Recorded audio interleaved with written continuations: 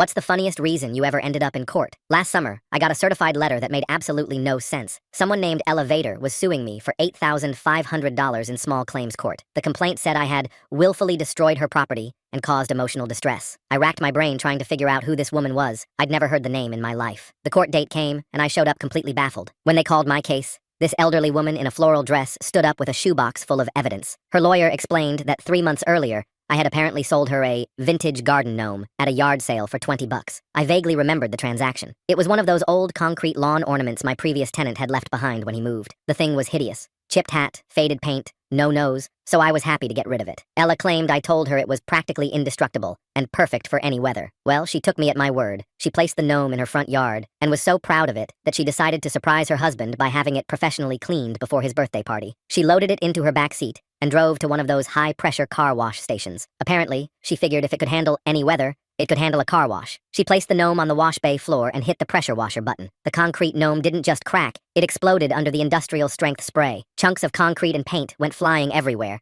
denting 2 nearby cars and somehow triggering the emergency shutoff system. The car wash had to close for repairs, and Ella was banned for life. She was suing me because I failed to warn her about pressure washer incompatibility. The judge took one look at the photos of the destroyed gnome and dismissed the case immediately. I walked out of court still confused, but kind of impressed someone could take a lawn gnome that seriously.